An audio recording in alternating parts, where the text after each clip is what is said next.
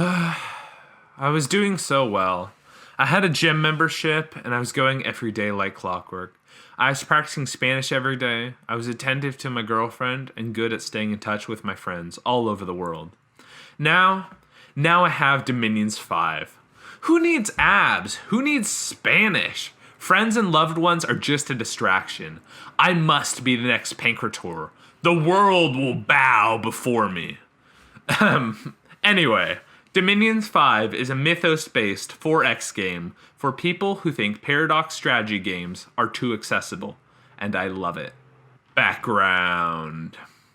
In the beginning, there was chaos. Out of chaos rose worlds populated with multitudes of beings.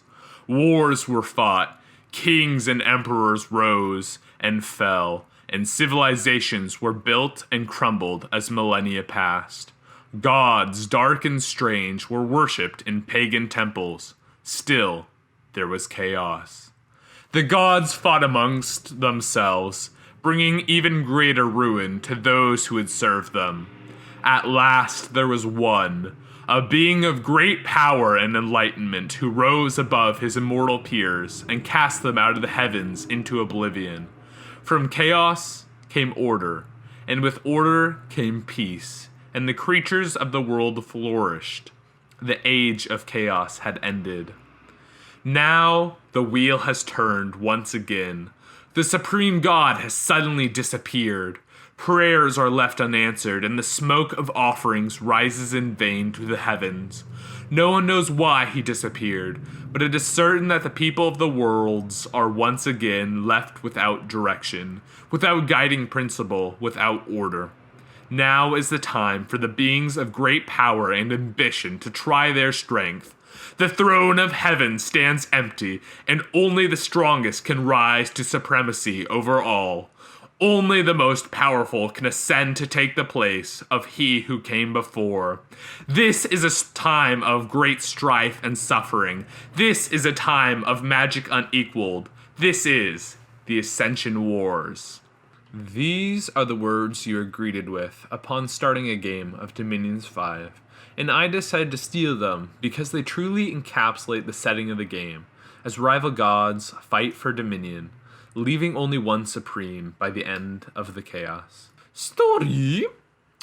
Each nation has a story and transforms throughout the ages, whether the Germanic tribes of Ulm, who upon discovering steel have a civil war and evolve into a necromancer's wet dream of undead horrors, or Relay, the Lovecraftian horrors going mad and killing all of the other water nations except Atlantis, who has to leave the water to survive. I could go on and on about the lore and the nations in the game, but really, the story in the game is the one you make with others through teamwork, betrayal, and conquest, as you all strive to become the next Pancrator, the supreme god. Multiplayer for this game is quite fun, and diplomacy can take you far as you needle and ply lies to get ahead, just to see it come crashing down, as people form a coalition to stop your ultimate ascension. The only other way to experience this is join the CIA or a gang, and Dominions 5 has a slightly lower chance of you ending up in the river with a bullet in your head. Gameplay. In Dominions 5, you play as a pretender god, leading a nation trying to gather enough armies, magic, gems, and thrones to ascend to true godhood, the Pancrator. However, this is no easy feat as your rival nations, pretenders, and legends all conspire together to prevent your deserved ascension. In the beginning, you'll start with a capital, some troops, a scout, and your pretender god, with the goal to recruit mages, explore, take provinces, and research your early game targets. After about 12 turns, people are ready to start fighting. Decide your first war target and protect your flanks by negotiating NAPs, non-aggression pacts. After your first war, hopefully a 2 versus 1, you should start to have some powerful magic, whether bringing meteors from the sky, spreading poison across the entire field, or buffing your troops. Use these spells and political maneuvering to take down threats, nations that either scale well or grow too fast. Don't be afraid to spend your gems on remote attacks or conjuring minions. Late game is all about thrones, betrayal, and magic beyond compare. Stab friends and enemies alike to secure the thrones you need to become the true god, the Pancrator. Start of the game. To start the game, you must click the icon to launch the game. Revolutionary, I know. Then you face some decisions. Which age should you play? In the early age, mythical beings and spirits abound, and many nations are made up of magical beings. Powerful wizards are widespread, and magical resources are abundant.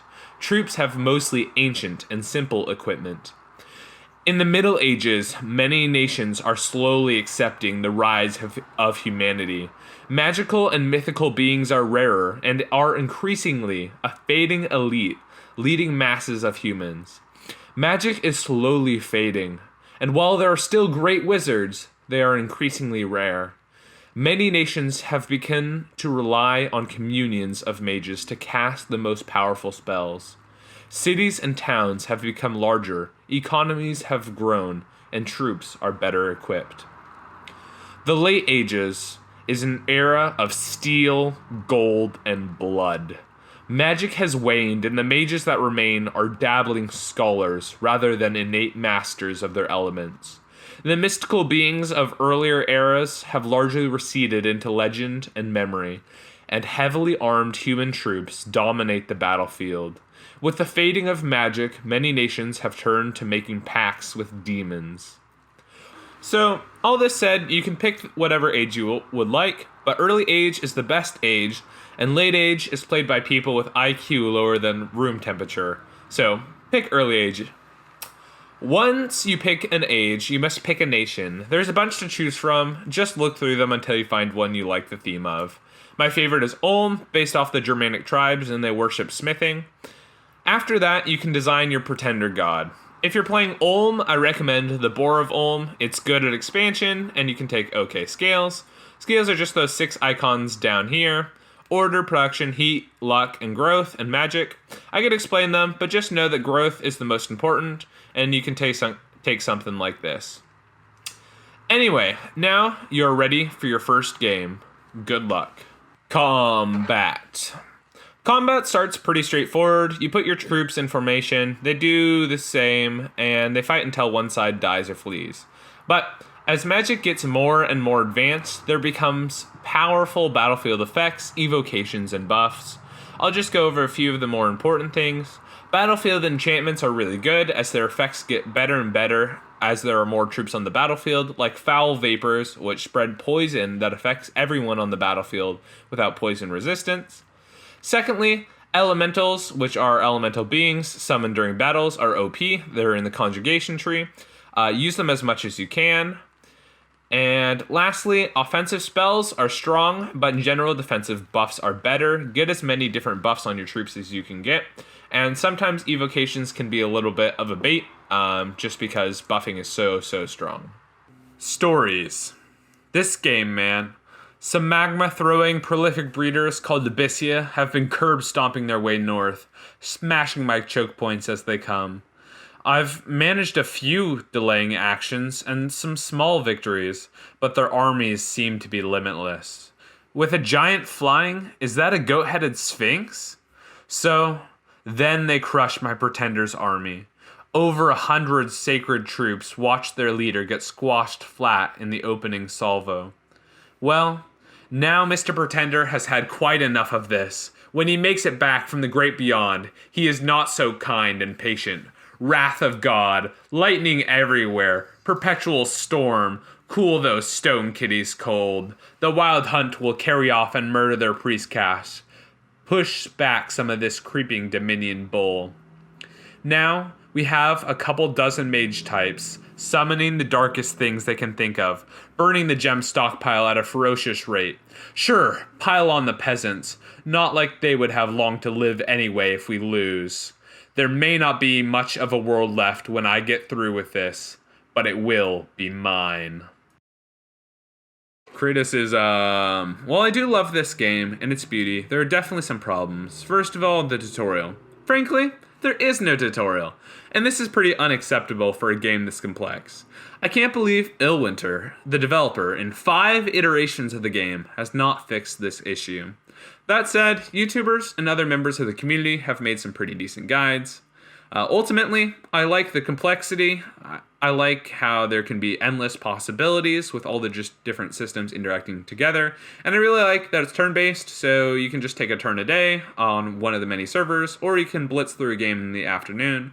Some things I dislike are, I dislike the in-game descriptions. I kind of dislike the AI a bunch. It's really bad. And I also really dislike that there's no single-player diplomacy. Like, there's no way to do diplomacy with AI or anything. You're going to really need to play multiplayer if you want to do that. Also, one more interesting observation before I give the final score is there's a lot of dads who play this game, and that's kind of just because you can, just take your turn, whatever, and like you can think about it a lot and stuff like that. And that's just a really odd observation. Yeah, a lot of dads playing it. Anyway, my final score is 8 out of 10.